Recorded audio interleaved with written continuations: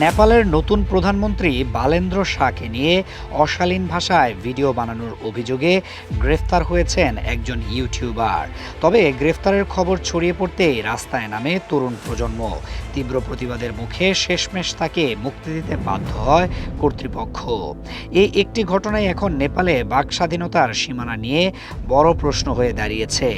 গ্রেফতার হওয়া ওই ইউটিউবারের নাম রোশন পোখরেল। পূর্ব নেপালের পাঁচথর জেলার এই তরুণ তার ইউটিউব চ্যানেল হেডিসে প্রধানমন্ত্রী বালেন্দ্র শাহ সহ বিভিন্ন রাজনৈতিক নেতাদের বিরুদ্ধে আপত্তিকর ও অশালীন ভাষায় ভিডিও আপলোড করতেন বলে অভিযোগ।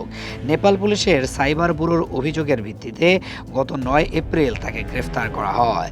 পাঁচথর জেলা পুলিশের ডিএসপি অনিশ কর্ণ জানান, সাইবার অপরাধ আইনে তাকে আটক করা হয়েছে এবং আদালত 10 দিনের রিমান্ড মঞ্জুর করেছে। কিন্তু এই গ্রেফতার মেনে নেয়নি নেপালের তরুণ সমাজ।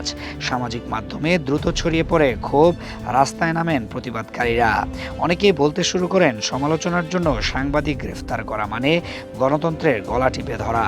উল্লেখ্য, বালেন্দ্র শাহ মাত্র ৩৫ বছর বয়সে নেপালের ইতিহাসে সর্বকনিষ্ঠ প্রধানমন্ত্রী হিসেবে শপথ নিয়েছেন।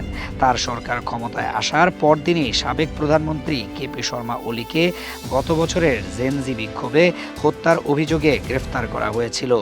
সেই সরকারের বিরুদ্ধেই এবার উঠছে বাক স্বাধীনতা দমনের অভিযোগ। নতুন সরকার ন্যায় বিচারের কথা বলে ক্ষমতায় এসেছে।